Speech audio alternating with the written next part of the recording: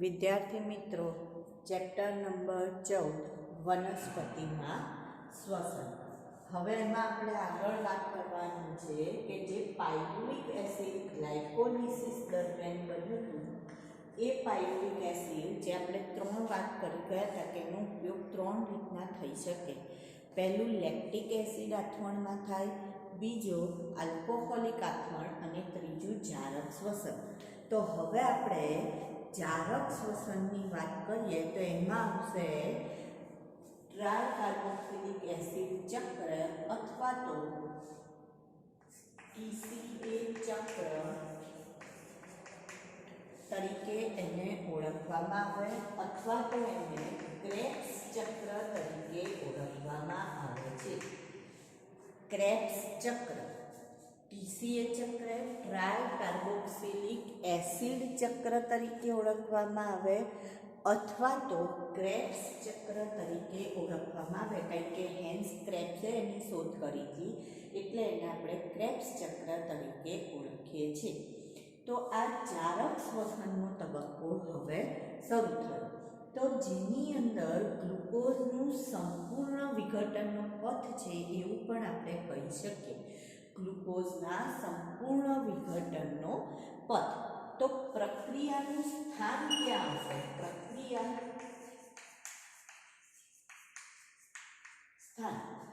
પ્રક્રિયાનું સ્થાન આવશે કણાભસૂત્ર આધારક, જેને મેટ્રિક્સ તરીકે ઓળખવામાં આવે.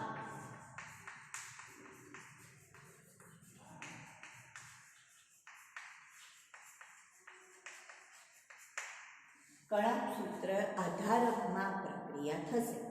હવે જ્યારે શરૂઆત થાય ત્યારે આપણે કહું કે જે પાયરુવિક એસિડ છે એ પાયરુવિક એસિડ જ્યારે કણાભસૂત્ર કોષ રસમાંથી કણાભસૂત્રમાં પ્રવેશશે ત્યારે એની સાથે શું થશે તો કે એનું ડીકાર્બોક્સિલેશન થાય છે.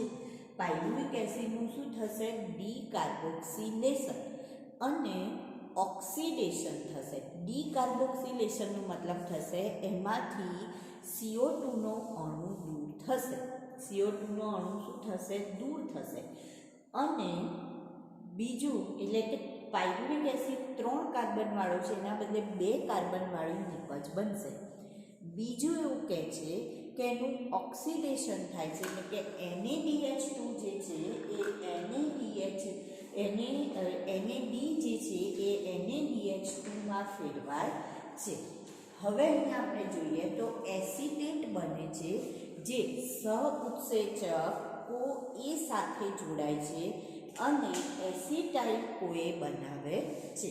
તો એસિટાઇલ CoA જે 2 કાર્બનવાળો હોય છે, આ એસિટાઇલ CoA કણાભસૂત્રના જે આધારક છે કણાભસૂત્ર, એ કણાભસૂત્રના આધારકમાંથી ઓક્ઝેલો એસિટિક એસિડ જે 4 કાર્બનવાળો છે, ઓક્ઝેલો એસિટિક એસિડ કેટલા કાર્બનવાળો છે? 4 કાર્બનવાળો એની સાથે જોડાય છે અને પ્રથમ મધ્યસ્થી નિપજ અથવા પ્રથમ નિપજ 6 કાર્બનવાળી બનાવે છે સાઇટ્રિક એસિડ. માટે એને આપણે સાઇટ્રિક એસિડ ચક્ર તરીકે પણ ઓળખીએ છીએ. સાઇટ્રિક એસિડ ચક્ર તરીકે પણ ઓળખાય. બીજું જે સાઇટ્રિક એસિડ છે એમાં 3 જે સાઇટ્રિક એસિડનું જો બંધારણ જુઓ તો એમાં 3 COOH આવેલા છે. સમૂહ તરીકે શું આવેલું છે? તો 3 વાર COOH આવેલા છે. માટે એને ટ્રાયકાર્બોક્સિલિક એસિડ ચક્ર પણ કહેવામાં આવે. 3 વાર એની અંદર COOH એટલે કે કાર્બોક્સિલિક એસિડ સમૂહ છે, માટે એને શું નામ આપેલું છે? ટ્રાયકાર્બોક્સિલિક એસિડ ચક્ર. કોણે શોધ કરી હતી? તો હેન્સ ક્રેબ્સે શોધ કરી હતી. માટે એને ક્રેબ્સ ચક્ર તરીકે પણ ઓળખાય. હવે આ જે ક્રેબ્સ ચક્ર છે તમે અહીંયા જોશો કે આપણે મેં અહીંયા દોરેલું છે ક્રેબ્સ ચક્ર. તો એને યાદ કઈ રીતના રાખવાનું? તો એના માટે આપણે એક સૂત્ર યાદ કરીશું. સૂત્ર એવું કહે છે કે અહીંયાથી આપણે ચાલુ કરીશું.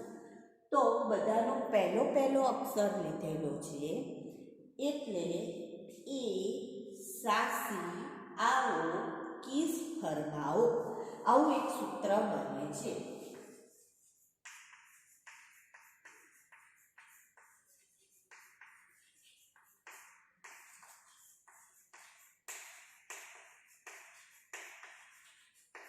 બરાબર, તો એનો મતલબ થશે એસિટાઇલ ઓઇલ. એ સાસી આવો કિસ ફરમાવો, તો એનો મતલબ થાય છે એસિટાઇલ ઓઇલ. સા એટલે સાઇટ્રિક એસિડ, સી એટલે સિસ એકોનિટિક એસિડ, આ એટલે આઇસોસાઇટ્રિક એસિડ, ઓ એટલે ઓક્ઝેલો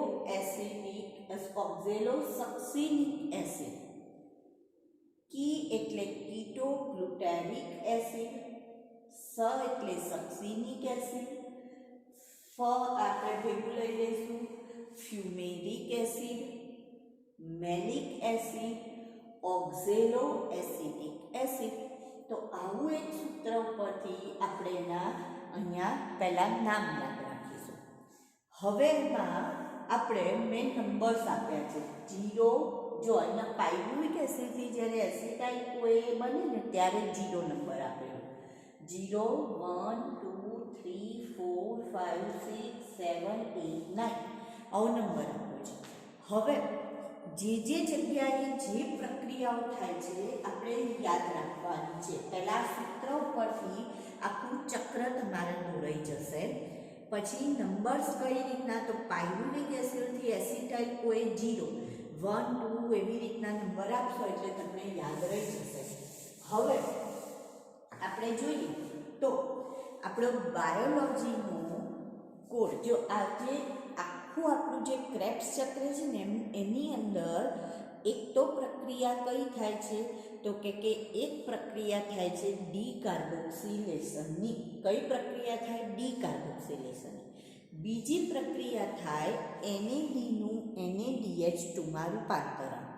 ત્રીજી પ્રક્રિયા થાય ADPનું ATPમાં રૂપાંતરણ. ચોથી પ્રક્રિયા થાય FADનું FADH2માં રૂપાંતરણ. અને પાંચમું પ્રક્રિયા થશે H2Oનો ઉમેરો. તો આ જે 5 પ્રક્રિયા છે એ કયા સ્થાને થાય છે એ તમારે યાદ રાખવાનું છે. બરાબર, એટલે H2Oનો ઉમેરો મીન્સ હાઇડ્રોજનેશન જેને આપણે કહીએ છીએ. તો ઓક્સિડેશન થશે, રિડક્શન થશે, ડીકાર્બોક્સિલેશનની પ્રક્રિયા આમાં થતી હોય છે. હવે અહીંયા એવું કહે છે કે જે NADH2 કે FADH2 એ બનવાની પ્રક્રિયા છે એ પણ થશે અને છેવટે CO2 અને H2O છૂટા પડે છે, એટલે કે ગ્લુકોઝનું સંપૂર્ણ વિઘટન થયું કહેવાય. બરાબર, સારું. જેમ આપણે ગ્લાયકોલિસિસમાં જોયું હતું કે ગ્લુકોઝ તૂટીને એમાંથી શું બન્યો હતો, તો પાયરુવિક એસિડ બન્યો હતો. પણ અહીંયા પાયરુવિક એસિડ તૂટવાથી શું બનશે, તો એવી કોઈ નિપજ બનતી નથી. કાર્બન ડાયોક્સાઇડ અને પાણીનો જ અણુ આપણને પ્રાપ્ત થાય છે. માટે એને શું કહેવાય, સંપૂર્ણ વિઘટનનો પથ ગણવામાં આવે છે. તો હવે સૌથી પહેલાં આપણે જોઈએ તો ડીકાર્બોક્સિલેશન. ડીકાર્બોક્સિલેશન જે છે એનો મતલબ શું થાય? ડીકાર્બોક્સિલેશનનો, તો ડીકાર્બોક્સિલેશનનો મતલબ થાય કે CO2નો અણુ દૂર થવો. ડીકાર્બોક્સિલેશનનો મતલબ શું થશે? CO2નો અણુ દૂર થવો. તો કયા સ્થાનેથી CO2નો અણુ દૂર થશે? તો પહેલું મેં કહ્યું હતું કે 5 પ્રક્રિયાઓ આમાં થાય છે. આપણે 5 પ્રક્રિયાઓ તમારે યાદ રાખવાની. પહેલાં કયું સૂત્ર યાદ રાખવાનું છે એ આપણે વાત કરી. હવે આપણે 5 પ્રક્રિયાઓ યાદ રાખીશું. એમાંની પહેલી પ્રક્રિયા છે ડીકાર્બોક્સિલેશન. કઈ પ્રક્રિયા હશે? ડીકાર્બોક્સિલેશન. તો જે ડીકાર્બોક્સિલેશન છે એના માટે તમારે યાદ રાખવાનું છે કે આપણે બાયોલોજી સબ્જેક્ટનું સબ્જેક્ટ કોડ તમે જ્યારે બોર્ડની એક્ઝામ આપો ત્યારે તમારું જે પેપર આવે ને પેપર ઉપર સબ્જેક્ટ કોડ લખેલો હોય તો આપણે બાયોલોજી થિયરીનો સબ્જેક્ટ કોડ છે 056 કયો છે 056 તો અહીંયા પણ ડીકાર્બોક્સિલેશન 056 તો એનો મતલબ 0 નંબરનું સ્થાન 0 નંબર એટલે પાયરુવિક એસિડમાંથી એસિટાઇલ હોય તો અહીંયા ડીકાર્બોક્સિલેશન એટલે CO2 નો અણુ દૂર થશે. બીજું છે 5મો નંબર તો ઓક્ઝેલોસક્સિનિકમાંથી કીટોગ્લુટારિક ત્યાં આપણે અને 6થા નંબરનું સ્થાન તો ત્યાં આપણે CO2 નો અણુ દૂર કરીએ છીએ. બરાબર. તો આ રીતના આપણે શું કર્યું અહીંયા CO2 ના અણુને દૂર કર્યો. તો અહીંયા જોઈએ છે તો જો આ કેટલા કાર્બન વાળો હતો 6 કાર્બન વાળો. સાઇટ્રિક એસિડ કેટલા કાર્બન વાળું બન્યું હતું 6 કાર્બન. સિસ એકોનિટિક એસિડ પણ કેટલા કાર્બન વાળો હતો 6 કાર્બન. આ પણ 6 કાર્બન. સક્સિનિક પણ 6. પણ હવે જ્યારે CO2 નો અણુ દૂર થયો તો આલ્ફા કીટોગ્લુટારિક કેટલા કાર્બન વાળો બન્યો 5 કાર્બન વાળો. અને જ્યારે અહીંયા ફરીથી CO2 દૂર થયો ત્યારે સક્સિનિક એસિડ કેટલા કાર્બન વાળો બન્યો તો કે 4 કાર્બન વાળો બને છે. કેટલા કાર્બન વાળો બને છે 4 કાર્બન વાળો બને છે. તો પહેલી પ્રક્રિયા આપણે કહ્યું હતું ડીકાર્બોક્સિલેશન. હવે બીજું આવશે NAD નું NADH2 માં રૂપાંતર. બીજી પ્રક્રિયા શું યાદ રાખવાની છે આપણે NAD નું NADH2 માં રૂપાંતર. તો એ કયા સ્થાને થશે તો 0 નો તો 0 જ યાદ રાખીશું આપણે. પણ 6 માંથી 5 જાય તો 4. 6 ના 6 જો પહેલા 0 ઉતારો પછી 6 માંથી 5 જાય તો 4. 6 ના 6 અને 1 આપણે 9 લખીએ છીએ. તો આટલા સ્થાને શું થાય છે NAD નું NADH2 માં રૂપાંતર. તો જ્યાં જ્યાં આપણને દેખાય 0 NAD NADH2 પછી 4 નંબર NAD NADH2 પછી 6 નંબર NAD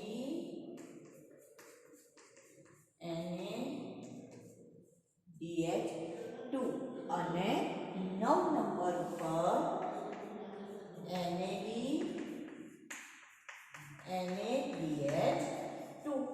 તો આવી રીતના આપણે 0 4 6 9 ઉપર NAD ને શેમાં ફેરવીએ છીએ NADH2 માં ફેરવીએ છીએ.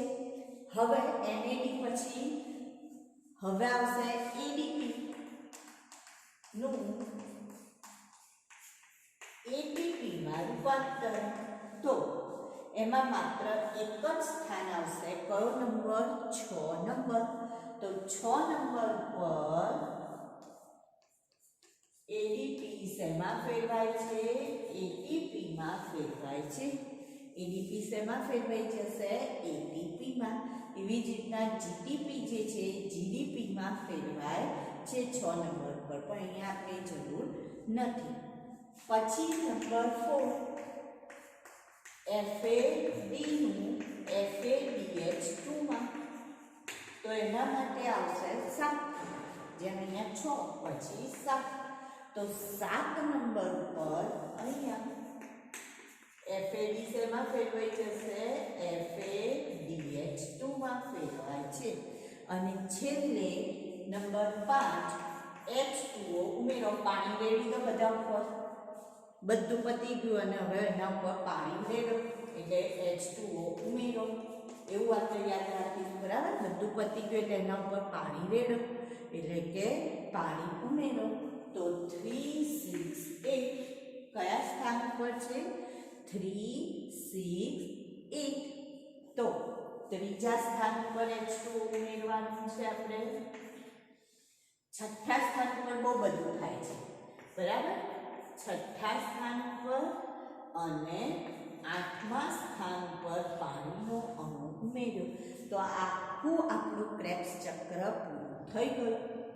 આખું ક્રેબ્સ ચક્ર આપણે અહીંયા પૂરું થયું. પહેલાં આપણે એનું સૂત્ર લીધું, એ સાસી આવો કિસ ફરમાવો કરીને આપણે એનું સૂત્ર પૂરું કર્યું.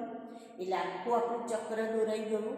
શરૂઆત ક્યાંથી કરીએ છીએ? પાયરુવિક એસિડથી એસિટાઇલ કોઈ, એટલે ત્યાં આપણે 0 નંબર, અહીંયા 1 નંબર, એવી રીતના નંબર આપી દીધા. 9 સુધીના નંબર આપણે આવે છે.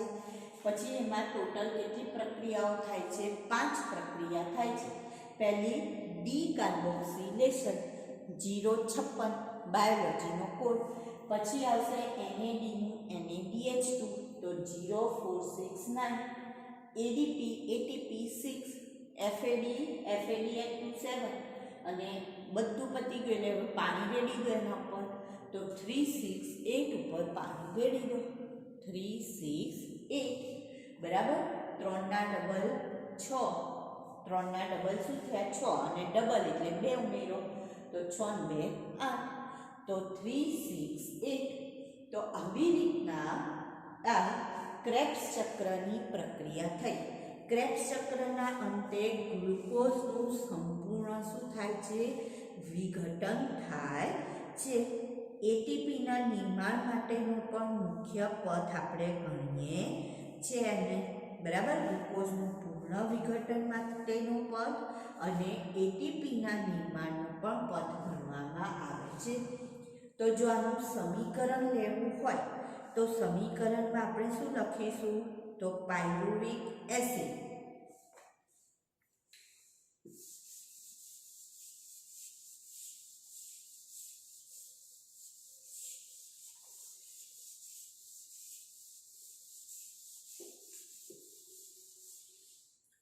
સમીકરણ જો એનું લખવું હોય તો આપણે સમીકરણમાં લખીશું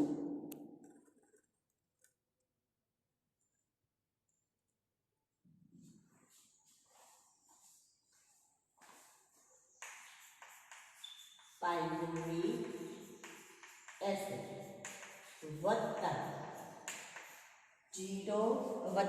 4 જગ્યાએ NADનું NADH2 માં રૂપાંતરણ થયું એટલે 4NAD પ્લસ.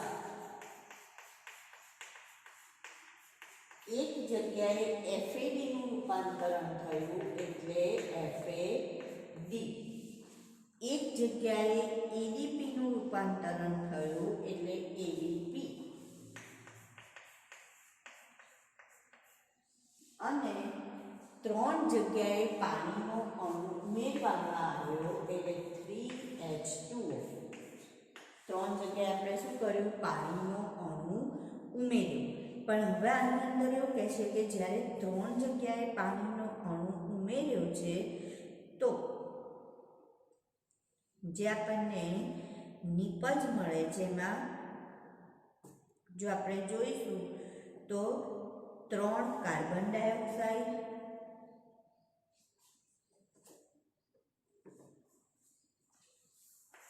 3 અણુ કોના મળશે? કાર્બન ડાયોક્સાઇડના. 4 અણુ કોના મળશે? NADH2 ના. 1 અણુ FADH2, 1 અણુ ATP અને 4 અણુ H+ આપણને પ્રાપ્ત થાય છે. કેટલા અણુ? 4 અણુ H+ ના પ્રાપ્ત થશે. તો આખું આપણને ક્રેબ્સ ચક્રનું સમીકરણ પ્રાપ્ત થશે. હવે જે આપણે કેમી ઓસ્મોટિક સિદ્ધાંત 13મા ચેપ્ટરમાં ભણી ગયા એ જ વસ્તુ અહીંયા આવે છે. કેમી ઓસ્મોટિક સિદ્ધાંત. તો અહીંયા આપણે એટલે કે જે એટીપીનું નિર્માણ, તો એના માટે આપણે આ કણાપ સૂત્રનું પટલ લઈશું. બરાબર. તો પટલની અંદર એટલે આ ધારા અને આ બહારની બાજુએ વાત કરીશું. તો પટલમાં આપણે જો વાત કરીએ તો જે એટીપી સિન્થેટેઝ નામનો ઉત્સેચક છે એ ઉત્સેચક બે ભાગ ધરાવશે, F0 અને F1. કયા બે ભાગ ધરાવશે? F0 અને F1. આ કોના ભાગ છે? એટીપી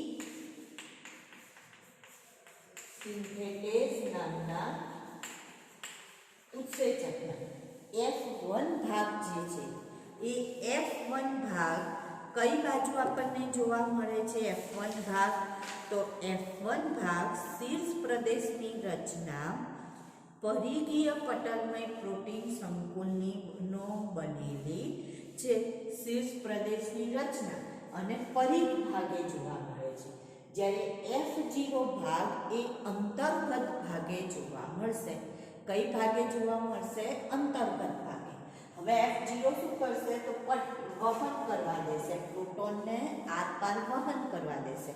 અને જ્યારે અહીંયા વહન થશે ત્યારે એડીપીનું શેમાં રૂપાંતરણ થશે? તો કે એટીપીમાં રૂપાંતરણ થશે. એડીપીનું શેમાં રૂપાંતરણ થશે? એટીપીમાં. બરાબર. સારું, તો હવે આપણે એટીપીની ગણતરી કરીએ કે ભાઈ જારક શ્વસન દરમિયાન કેટલા એટીપી આપણને પ્રાપ્ત થાય છે. પણ એના પહેલા આપણી જોડે એક છે કે બીજાણુ પરિવહન તંત્ર.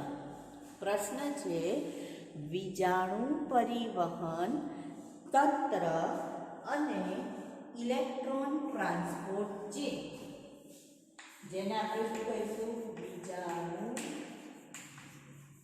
પરિવહન.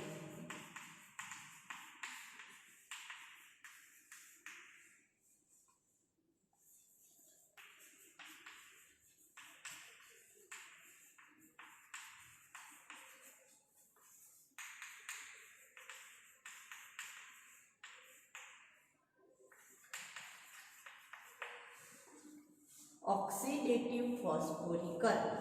તો જ્યારે ગ્લાયકોલિસિસની પ્રક્રિયા થઈ અથવા તો આજે ક્રેબ્સ ચક્રની પ્રક્રિયા થઈ, તો આ પ્રક્રિયા દરમિયાન જે NADH2 અને FADH2 ઉત્પન્ન થયા, પણ એ NADH2 અને FADH2 માંથી હજી આપણને શક્તિ એટીપી સ્વરૂપે શક્તિ પ્રાપ્ત થઈ નહીં. તો એ શક્તિ ક્યારે પ્રાપ્ત થશે? જ્યારે NADH2 અને FADH2નું ઓક્સિડેશન થશે, ત્યારે એમાંથી આપણને શું પ્રાપ્ત થશે? શક્તિ પ્રાપ્ત થશે. તો એના ઓક્સિડેશન માટે એણે શું કરવું પડે? તો કે વાતાવરણના ઓક્સિજન સુધી પ્રસરવું પડે અથવા તો ઓક્સિજન સુધી પહોંચવું પડે, વહન થવું પડે. અને જો ત્યાં સુધી વહન થાય તો જ એમાંથી શક્તિ ઓક્સિડેશન થાય અને શક્તિ છૂટી પડે. આ માટે 2 ઇલેક્ટ્રોન અને 2 H+નું ઓક્સિજન તરફ વહન થવું જોઈએ. 2 H+ અને 2 ઇલેક્ટ્રોનનું ઓક્સિજન તરફ વહન થવું પડે. તો આ જે ઇલેક્ટ્રોનના જે વહનનો માર્ગ છે એને શું કહેવાય? વિજાણુ પરિવહન તંત્ર અથવા ઇલેક્ટ્રોન ટ્રાન્સપોર્ટ સિસ્ટમ અથવા ઇલેક્ટ્રોન ટ્રાન્સપોર્ટ ચેન તરીકે જેને ઓળખવામાં આવે. અને એડીપીનું ઓક્સિડેશન થવાથી એટીપીમાં રૂપાંતરણ થાય છે, માટે એને ઓક્સિડેટિવ ફોસ્ફોરીકરણ કહેવાય. એડીપીનું ફોસ્ફોરીકરણ થયું, પણ કોના કારણે થાય છે? ઓક્સિડેશનના કારણે, એટલે એને ઓક્સિડેટિવ ફોસ્ફોરીકરણ કહેવાય. પ્રક્રિયા સ્થાન જોઈએ તો પ્રક્રિયા સ્થાન આવશે કણાભસૂત્રમાં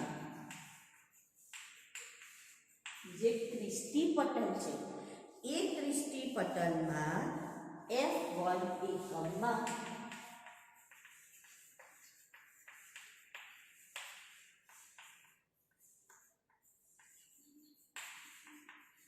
હવે જો જ્યાં સુધી વનસ્પતિમાં શ્વસનમાં ગ્લાયકોલિસિસ, ક્રેબ્સ ચક્ર અને ઓક્સિડેટિવ ફોસ્ફોરીકરણની પ્રક્રિયા ત્રણેય ના થાય ત્યાં સુધી વનસ્પતિમાં શ્વસનની પ્રક્રિયા પૂર્ણ થઈ ગણાય નહીં અને શક્તિ છૂટી પડી ગણાય નહીં. તો એનો મતલબ આ ત્રણેય પ્રક્રિયા તબક્કાવાર થવી જરૂરી છે. જ્યારે ત્રણેય પ્રક્રિયા થઈ જશે એનો મતલબ વનસ્પતિમાં શ્વસનની પ્રક્રિયા પૂરી થશે, CO2 H2O પ્રાપ્ત થશે અને શક્તિ છૂટી પડશે. તો હવે સૌથી પહેલાં આપણે આ જે વીજાણુ પરિવહન તંત્ર અથવા ઇલેક્ટ્રોન ટ્રાન્સપોર્ટ સિસ્ટમ જોઈએ. તો એની અંદર એવું કહે છે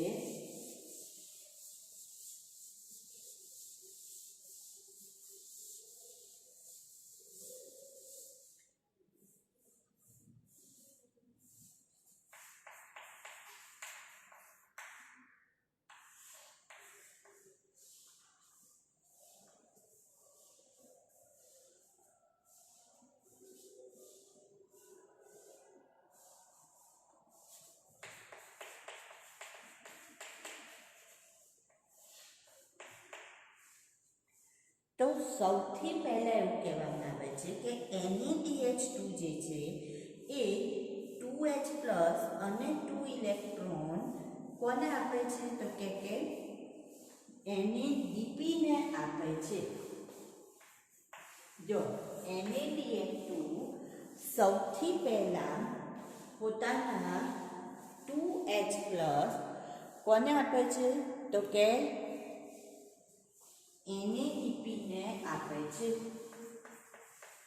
NADP ને આપે છે. કોને આપે છે?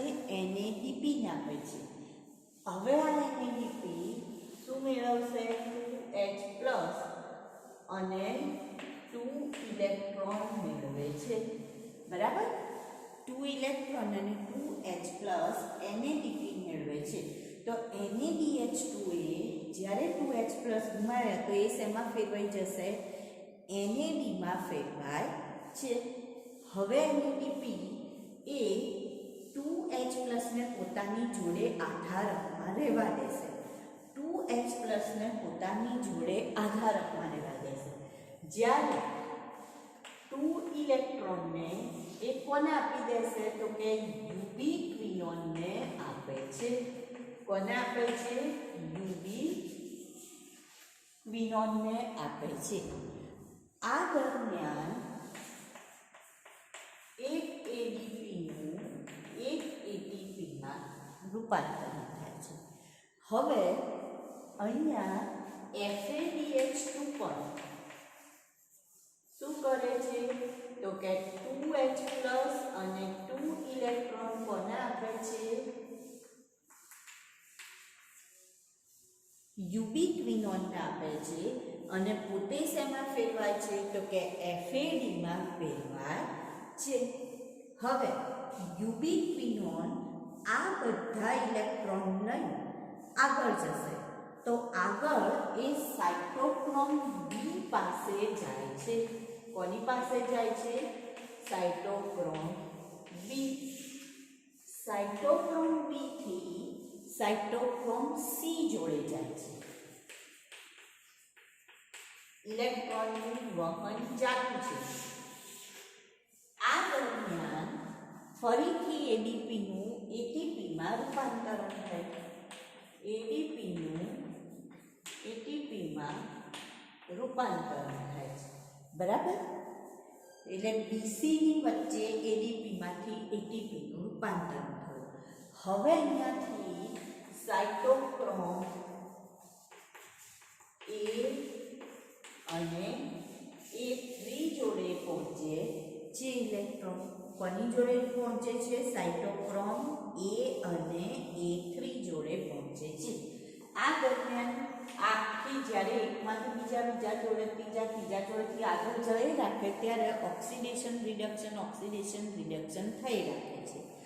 હવે સાયટોક્રોમ A3 એ આ બે ઇલેક્ટ્રોન અને આધારકમાં પેલો જે 2H પ્લસ હતો એ 2H પ્લસ વાતાવરણમાંથી ઓક્સિજન 1/2 O2 મેળવી H2O નું નિર્માણ કરશે. જો સાયટોક્રોમ A3 શું કરે છે તો 2 ઇલેક્ટ્રોન આધારકનો 2H+ અને વાતાવરણના O2 સાથે જોડાઈ પાણીનો અણુ એટલે કે H2O નું નિર્માણ કરે છે. શેનું નિર્માણ કરશે? પાણીનો અણુ H2O બનશે.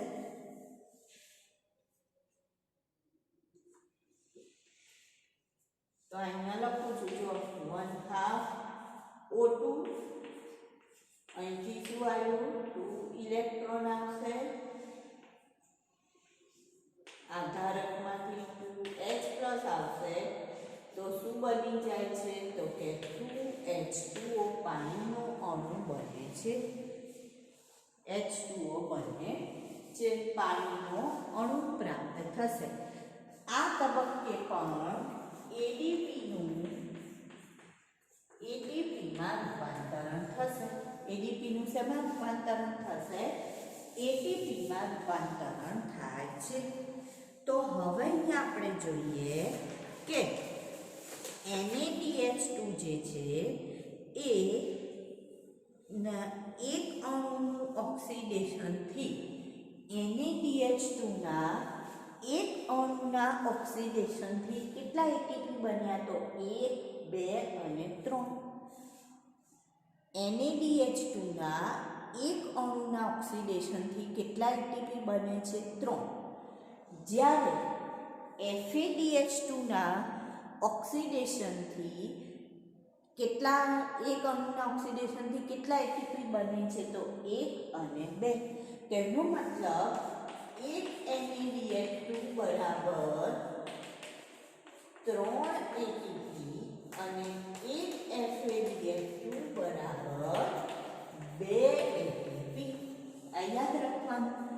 એક NaDH2 બરાબર 3 એટીપી અને એક FADH2 બરાબર 2 એટીપી. તો આ જે ઇલેક્ટ્રોન પરિવહન તંત્ર છે એમાં તમારે દર્શાવવામાં પણ ખાસ ધ્યાન રાખજો કે જ્યારે FADH2 છે તો એના પહેલાં એક ADPમાંથી ATP બનાવી દેવાનો અને ત્યાર પાછું BCની વચ્ચે એક આવશે અને છેલ્લે પછી સાયટોક્રોમ A3 પછી એક આવે છે. તો આવી રીતના આપણને એટીપી પ્રાપ્ત થતા હોય છે. હવે આપણે જે જારક શ્વસન દરમિયાન જો આપણે આની ગણતરી કરીએ કે ભાઈ કુલ કેટલા આપણને શ્વસન સંતુલન શીટ જોઈએ કે આપણને ગ્લુકોઝનું એક અણુનું ઓક્સિડેશન થવાથી કેટલા એટીપી પ્રાપ્ત થાય તો એની આપણે ગણતરી કરવાની આવશે હવે આગળ.